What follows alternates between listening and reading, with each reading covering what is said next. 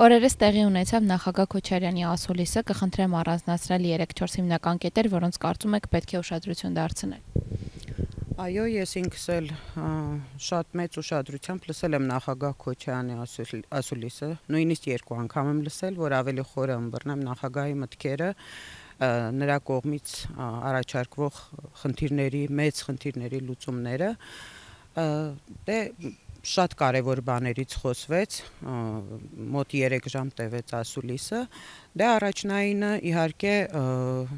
Թրամփի ուղիղ կոչվածը, որը այսօրվա դրությամբ այդ թուղթը անիմաստ իրավական ուժ չունեցող ինչ-որ թուղթ է, որը ներկայիս իշխանությունները Նիկոլ Փաշինյանը ընդամենը օգտագործելու է իբրև խաղաղության թուղթ ժողովրդին խաբելու համար, բայց նման բան չկա, դրա մասին բազմիցս խոսվել է, մենք էլ ենք խոսել, քաղաքական գործիչներն էլ են դրա մասին բարձրաձայնում, որ այս պահին այդ թուղթը անիմաստ թուղթ է, իրավական ուժ չունի, դա ընդամենը օգտագործվելու է նախընտրական փուլում, որպեսզի կարողանան ինչ-որ ձև խաբելով ժողովրդին հերթական անգամ պահել իշխանությունը։ Երկրորդ կետը ես խոսեմ ընդդիմության համախմբման մասին հետընտրական փուլում, դա է կարևոր, որովհետև մեր առաջին նպատակը պետք է լինի գալիք ընտրությունների ժամանակ ուղղակի հաղթել ներկայիս իշխանություններին։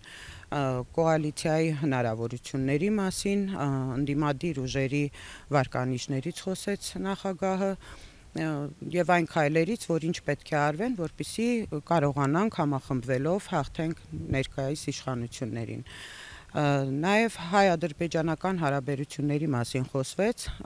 որը այս պահին խաղաղություն կոչվածը ընդամենը Ադրբեջանի ներկայիս ղեկավար Իլհամ Ալիևի տրամադրությունից է կախված, եւ իսկ մեզ պետք է նախ երկարաժամկետ խաղաղություն, հիմնական խաղաղություն եւ ամենակարևորը արժանապատիվ խաղաղություն, ոչ թե ինչ-որ անդադ Ադրբեջանը պահանջատիրոջ դերում լինի, մենք էլ ենթարկվենք նրա ցանկությունները իրականացնենք, երբեք այս դիրքերում, թույլ դիրքերում մենք չենք կարող հասնել որևիցե խաղաղության։ Էլի կարևոր հարցերից խոսվեց, թե երկրի տնտեսական վիճակից, ժողովրդի ծանր ապրուստից, որովհետև նաև նշեց նախագահը, որ Փաշինյանը նախորդ ընտրություններին ինչ խոստումներ տվել է, որևիցե բան այդ խոստումներից իրականություն չի դառել։ Դեռևս այս պահին դա եմ հիշում, բայց շատ կարևոր էլի հարցերից խոսվել է, միգուցե ընթացքում կանդրադառնամ։ Շատերի համար այն իրավիճակը, որում գցել է պետությանը Փաշինյանը, անլուծելի է։ Երկրորդ նախագահը սակայն հետաքրքիր առաջարկ արեց Թրամփի ուղղում ասով, որ կարելի է ԱՄՆ-ի շնորհիվ տիրույթում հասնել նրան, որ այդ ճանապարհը շարունակվի նաև Ադրբեջանի տարածքում, որպեսզի Հայաստանի համար երաշխով Իրանի հետ կապը երաշխավորվի։ Ինչպես է գնահատում այս լուծումը։ Այո, նախագահ Քոչարյանը ի տարբերություն ներկայիս իշխանությունների ինքը իր ղեկավարման տարիներին էլ է դա ապացուցել, հիմա էլ է ապացուցում, որ նախ ինքը իր մտքով, իր լուծումներ գտնելու տարբերակներով ամեն ինչ արել է ու անում է, որպեսզի Հայաստանի շահերը պաշտպանի, այսինքն ելնելով մեր երկրի, մեր ժողովրդի շահերից։ Դա նորմալ է բոլոր նորմալ պետությունների համար, բոլոր նորմալ պետությունների ղեկավարները, որտեղ իշխանության ղեկին նստած չեն դրածոներ, այլ իսկապես հայրենասեր պետականամետ մարդիկ, իրենց ամեն քայլը, ամեն պայմանավորվածությունները, որ անում են, ձեռք են բերում, դա անում են միմիայն իրենց երկրի ու ժողովրդի շահերից ելնելով։ Նախագահ Քոչարյանը, նույնիսկ ես նրան քաղաքական գործիչ չեմ համարում, ես նրան պետական գործիչ եմ համարում, ինքը պետականամետ մարդ է, նա իր ամբողջ անցած ճանապարհով դա ապացուցել է, իսկ հիմա այո, մեր երկիրը հասցրել են աղետալի վիճակի, որ փաստացի մենք համ կորցրել ենք հայկական երկրորդ հանրապետությունը, Արցախի հանրապետությունը, Հայաստանի հողերից արդեն որոշ տարածքներ գրավված են թշնամու կողմից, ստրատեգիական բարձունքները գտնվում են թշնամու ձեռքում, նրանք առաջացել են մեր տարածք եւ արդեն հիմա էլ շատ կարեւոր մեր համար, Հայաստանի համար, որպես տարածաշրջանում գործոն շատ կարևոր տարածքն են փորձում հանձնեն արդեն երրորդ ուժերին։ Կլինի Ադրբեջան, կլինի այս պահին իբր Ամերիկա եւ Իրանի սահմանը, որը շատ կարևոր դերակատարություն ունի մեր համար, որովհետեւ եթե կորցնենք այդ սահմանը, որոշ չափով շրջափակման մեջ պետք է հայտնվենք, դա էլ մեզ համար շատ վտանգավոր է։ Այո, նախագահ Քոչարյանը տարբերակներ առաջարկեց ելնելով ներկայիս իրավիճակից, միգուցե հետագայում եթե Աստված տա նախագահ Քոչարյանը վերադառնա իշխանության, ինչը ես շատ եմ ուզում, ես կարծում եմ, որ ինքը դեռ ավելի ուրիշ լավ լուծումներ էլ կարող է գտնել, ինքը ընդամենը առաջարկում է, որ այս պահին միջանցք է դա, ճանապարհ չէ, որովհետև ես ուզում եմ մեր հանրության համար ուղղակի բացատրեմ միջանցքը ճանապարհով ինչով է տարբերվում։ Ճանապարհը նա է, որ քո տարածքով ինչ որ ճանապարհ է գնում, քո երկրի տարածքով, ու այդ ճանապարհի վրա դու, ասենք մեր դեպքում հայերն են վերահսկում այդ ճանապարհը, անցակետերը, եթե այդտեղով բեռներ են տեղափոխվում, մեքենաներ են անցնում, հայերն են ստուգում այդ մարդկանց անձնագրերը, բեռները եւ այլն։ Եթե դու չես ստուգում այդտեղով անցնող մեքենաները, բեռները, ինչ որ երրորդ երկիր է ստուգում կամ ինչ որ Ամերիկայի կողմից ինչ որ կազմակերպություն, դա արդեն ճանապարհ չէ, դա դառնում է միջանցք, որովհետև քո վերահսկողությունից դուրս է, ու դու չես իմանում այդտեղով ինչ է տեղափոխվում, ինչ է կատարվում, ընդհանրապես հայտնի չի, եթե այդ ճանապարհի վրա ինչ որ հանցագործություններ լինեն, ով է պատասխանատու լինելու, որովհետև փաստացի մեր տարածքով է անցնում, բայց մեր վերահսկողության տակ չէ։ Նախագահ Քոչարյանը շատ լավ տարբերակ առաջարկեց, ելնելով կրկնում եմ ներկայիս իրավիճակից, որովհետև այս իրավիճակում մենք հայտնվել ենք ներկայիս իշխանությունների շնորհիվ, ճակերտներում շնորհիվ բառը, ինքը ասեց, եթե մենք ուզում ենք մենք էլ շահ ունենանք, Հայաստանը որպես երկիր շահ ունենա, որովհետև մեր տարածքից ենք, չէ՞, մենք հանձնում այդ միջանցքը, ուրեմն այդ ճանապարհը կարելի է երկարացնել, ավելի մեծացնել, նա նշեց, կարծեմ 4-5 անգամ երկարացնել, մինչև Երասխով էլ Ջուլֆայով դեպի Իրան։ Դա համ մեզ է օգուտ, որովհետև Իրանի հետ կապը պահպանվում է երկաթգծով, նաև նա նշեց, ու ես համամիտեմ նախագահի հետ, որ նախագահ Թրամփը սիրում է այդպիսի մեծ ծրագրեր, ավելի լայն ինչ-որ գործարքներ, մեծ ծրագրեր, եւ նրան էլ դուր կգա այդ ծրագիրը, եթե առաջարկվի։ Ասի դա էլ թող լինի ու շարունակվի դեպի Երասխ։ Նաև նախագահ Քոչարյանը նշեց ուրիշ ճանապարհի մասին էլ երկաթուղին Ադրբեջանի տարածքով դեպի Ռուսաստան, որpիսի մենք էլ ինչ որ շահ ունենանք այս գործարքից, որովհետև փաստացի այսօր մենք միայն տարածք ենք տրամադրում, հանձնում, մենք չենք վերահսկելու այդ տարածքը եւ մենք էլ մեր երկիրը ոչ մի տնտեսական, ոչ մի ուրիշ շահ չի ունենալու այդ նախաձեռնությունից։ Նախագահ Քոչարյանը ինքը նաև ես ուզում եմ դրա վրա էլ ուշադրություն դարձնել, դա եղել է նաև Արցախի շուրջ բանակցությունների ժամանակ, հիմա էլ նախագահ Քոչարյանը այս տարբերակները առաջարկելով, նա նաև ենթադրեց, որ շատ հնարավոր է հենց Ադրբեջանին դա դուր չգա, ձեռք չտա, որովհետև նրանց նպատակն ուրիշ է, Նախիջևանը Ադրբեջանի հիմնական Ադրբեջանի տարածքի հետ կապելով, այդ ես նախկինում խոսել եմ դրա մասին, դա մեծ թուրան ծրագրի շրջանակներում է, այս պահին միգուցե ամերիկյան ինչ-որ կազմակերպություն հսկի, հետո դա սահուն ձևով անցնի Ադրբեջանին, Թուրքիային, իսկ նախագահ Քոչարյանի տարբերակը արդեն Ադրբեջանը կարող է այդքան էլ դուր չգա եւ նա փորձի կամ հետաձգել դրա կառուցումը, իրագործումը կամ ընդհանրապես հրաժարվել ու ինչպես եղել է Արցախի շուրջ բանակցությունների ժամանակ միշտ մերժող կողմը եղել է Ադրբեջանը, որովհետեւ Հայաստանը չի զիջել իր դիրքերը, բանակցությունները տարել են նրան, որ նույնիսկ եղել են դեպքեր, որ հասել են արդեն թուղթ ստորագրելու պահին, վերջին պահին Ադրբեջանը հետ է քաշվել եւ նրանք են եղել մերժողի դերում։ Նախագահ Քոչարյանը ասաց, որ մեկ անգամ կարողացել է երկիրը հանել դժվար վիճակից, հիմա էլ կարող է, բայց կարծես թե իրավիճակները հիմա նույնը չեն, տարբեր ելակետներ են։ Ձեր գնահատման որքանով է իրատեսական հաջողությունը կրկնելու նախագահի համոզմունքը։ Այո, նախագահ Քոչարյանը մեր երկիրը հանել է շատ ծանր վիճակից, երբ տնտեսական ճգնաժամ էր, բյուջեն դատարկ էր, երկիրը կարելի ասել ոչնչացման եզրին էր, ովքեր ապրել են առաջին նախագահի ղեկավարման տարիներին,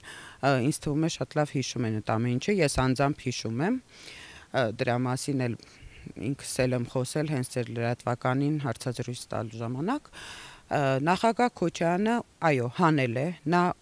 իր գործով, իր անցած ուղով ապացուցել է, որ նա ի վիճակի է երկիրը աղետալի վիճակից հանելուն եւ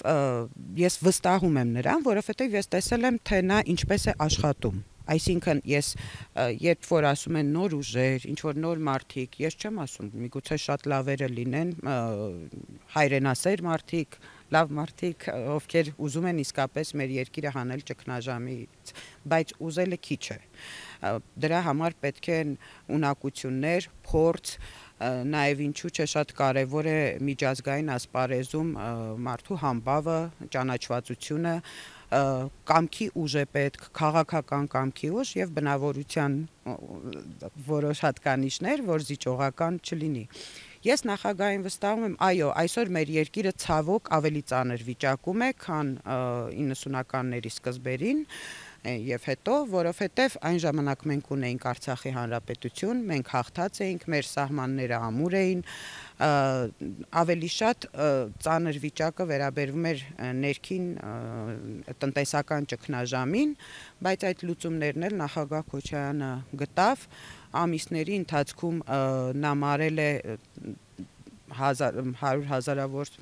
թոշակառուների ամիսներով չվճարված թոշակները, չվճարված ամիսներով աշխատավարձները եւ քիչ-քիչ ոտքի հանեց մեր պետությունը եւ մենք աննախադեպ տնտեսական աճ գրանցեցինք, երկիրը սկսեց զարգանալ, ես վստահում եմ նրան, ես չգիտեմ որքանով այս անգամ կհաջողվի նախագահին հանել երկիրը այս վիճակից, բայց ես վստահ եմ, որ նա ամեն բան անելու է, թե երկրի ներսում ժողովրդի տնտեսական վիճակը, սոցիալական վիճակը բարելավելու, թե արտաքին քաղաքականությունում մեր դիրքերը ամրապնդելու եւ ամենակարևորը իմ համար կոնկրետ իմ համար ամենակարևորը պաշտպանված պետություն, պաշտպանված սահմաններ ունենալն է,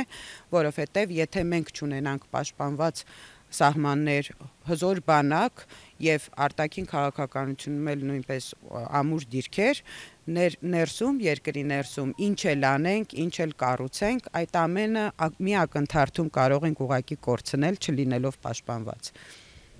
Քոչարյանը խոսեց ընդդիմադիր ուժերի հնարավորություններից եւ կրկին հարցը եկավ նրան, թե ով կարող է լինել լրացնող երրորդ ուժը։ Այս գնահատականը բավական նյարդայնացրել էր Միքայել Մինասյանի թիմակիցներին, նրանցից Սամվել Ֆարմանյանը պնդում է, որ երկրորդ նախագահը կամ գործարքի մեջ է Փաշինյանի հետ, կամ չի ճանաչում հայ ժողովրդին, կամ մոլորեցնում է ժողովրդին։ Ինչու այսքան խիստ են արձագանքը նրանց կողմից։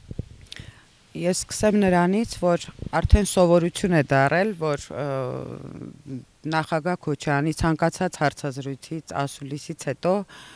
որոշ մարդիկ, որոշ ուժեր սկսում են ջղաձգվել, ինչ որ հարցակումներ, տարբեր հայտարարությունների ձևով արձագանքել նախագահին, դա տևում է մի շաբաթից մի ամիս, արդեն սպասելի էր նախագահ Քոչարյանի ասուլիսից հետո, որ կլինեն նման արձագանքներ, նաև ուզում եմ նշել, որ ամեն անգամ նախագահ Քոչարյանի ընդհանուր մտքից, խոսքից հանվում է ինչ որ հատված, կոնտեքստից կտրված եւ դա սկսում են իրենք ներկայացնել մանիպուլացնելով, ինչ որ ստերի ձևով, փոխելով նախագահի խոսքի բուն իմաստը, իրենք սկսում են դա փոխել ու հենց ժողովրդին, հանրությանը, իրենց հետևորդներին մոլորեցնել։ Հենց իրենք են մոլորեցնում, սա հերթական դեպքն է, նման դեպք եղավ նաև փետրվարին նախագահ Քոչարյանի տված հարցազրույցից հետո, այն ժամանակ էլ կոնտեքստից կտրված հատվածներ էին վերցնում, ստերով համեմում եւ իրենց ուզած ձևով ներկայացնում։ Նախագահ Քոչարյանը երբ որ խոսում էր ընդդիմադիր ուժերից, հավանական այն ընդդիմադիր ուժերից, որոնք կարող են անցնել ազգային ժողով, նա հիմնվում էր մինչ օրս արված սոցիալական հարցումների վրա։ Նա չէր ասում, որ վաղն էլ է նույն վիճակը լինելու, մյուս օրն էլ։ Ներկա պահին ինչ ունենք, սոցիալական հարցումներ ունենք, ձեռքի տակ նախագահ Քոչարյանը հիմնվելով այդ հարցումների արդյունքների վրա, այո, եւ դա փաստ է, ցանկացած մեկը կարող է այդ հարցումները բացել նայել, ազգային ժողով ներկա պահին հնարավոր է որ անցնեն Նիկոլ Փաշինյանի ուժը, Իմ քայլը, Հայաստան դաշինքը եւ Սամվել Կարապետյանի կողմից ձևավորվող ուժը։ Նախագահ Քոչարյանը նաև նշեց, որ շատ լավ կլիներ, որ եւս երրորդ խոշոր ուժ լիներ, որովհետեւ բնականաբար այդ դեպքում հավանականությունը, որ ընդդիմությունը կոալիցիա կազմելով կհաղթեր Նիկոլ Փաշինյանի ղեկավարած ուժին, ավելի մեծ է։ Դա հարցումների արդյունքների վրա է հիմնվել նախագահ Քոչարյանը։ Դժբախտաբար որոշ ուժերի համար, չգիտեմ, նրանք դեռ ըստ հարցումների չեն հաղթահարում այդ անցողիկ շեմը։ Նախագահ Քոչարյանը իր կողմից ոչ մի ենթադրություններ չի արել,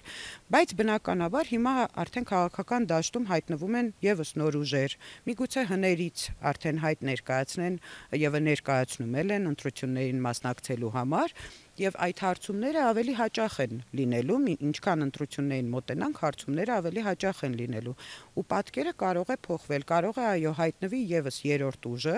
ով կհաղթահարի այս հարցումների անցողիկ շեմը։ Եվ դա իսկապես լավ կլինի, որովհետեւ այդ դեպքում համախմբվելով, կոալիցիա կազմելով հետընտրական փուլում, ոչ նախնական փուլում, այլ հետընտրական փուլում, որպեսզի այդ ուժերի ձայների քանակը, ասենք 51+ լինի, որը արդեն բացարձակ մեզ հնարավորություն է տալու հաղթել ներկայիս իշխանություններին։ Եվ Սամվել Ֆարմանյանը, ես գիտեմ ինքը ինչու է անհանգստանում, որովհետև դե մեզ բոլորիս հայտնի է Միքայել Մինասյանի պլանները, նրանք երբ որ Սերժ Սարգսյանը իշխանությունը 18 թվականին նվիրեց Նիկոլ Փաշինյանին պայմանավորվածության արդյունքում, հետո ես շատ եմ լսել, որ կար նպատակ հետո այդ իշխանությունը հետ ստանալ, բայց արդեն իշխանության որ գա Միքայել Մինասյանը իր թիմով։ Սամվել Ֆարմանյանը երբ որ խոսում է պայմանավորվածությունների մասին Նիկոլ Փաշինյանի հետ եւ ինչ որ ձևով իշխանությունը անցնցում թե խաղաղ լեգիտիմ տարբերակով ինքը այդպես էր կարծեմ գրել, որ հանձնի ինչ որ ընդդիմադիր ուժի միգուցե նախագահ Քոչարյանին, ինչպես նա էր գրել, ես այդ պայմանավորվածությունների պահով ինչ որ ձևերով փոխանցելով խաղաղ տարբերակով ու լեգիտիմ տարբերակով իշխանությունը փոխանցելու մասին կխնդրեմ, որ Սամվել Ֆարմանյանը գնա Սերժ Սարգսյանի մոտ, միգուցե Միքայել Մինասյանի մոտ, եթե արդեն չի հարցրել, նրանք մանրամասը կարող են պատմել, թե ինչպես կարելի է Նիկոլ Փաշինյանի հետ պայմանավորվել եւ իշխանությունը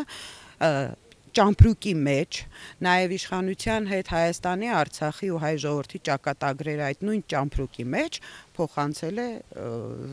Նիկոլ Փաշինյանին։ Սերժ Սարգսյանն ու Միքայել Մինասյանը նրան ավելի լավ դա կպատմեն։ Իսկ ես էլ կցանկանամ, որ հետագայում հայտնվի եւս խոշոր ուժ, բայց իսկապես ընդդիմադիր ուժ, որի հետ Սամվել Կարապետյանի եւ Հայաստան դաշինքի ուժերը, ձայները համախմբելով մենք կկարողանանք ունենալ 51+% եւ վերջապես ազատվենք ներկայիս իշխանություններից եւ օգտվելով առիթից, որ ընտրությունների մասին ենք խոսում, ես նաեւ ուզում եմ դիմել մեր հանրությանը, մեր հայրենակիցներին,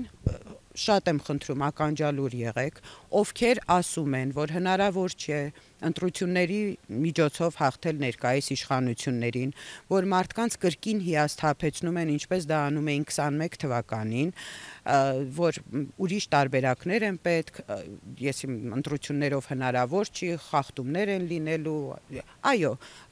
ներկայիս իշխանությունները ամեն բան անելու են, իրենց վարչական ռեսուրսը օգտագործելու են, բայց նաև նախագահ Քոչարյանը զգուշացրեց, եթե լինի վարչական ռեսուրսի օգտագործման չարաշահում, ապա այդ ժամանակ մենք չենք նստելու, այլ հնարավոր է նույնիսկ հեղափոխություն լինի, որովհետև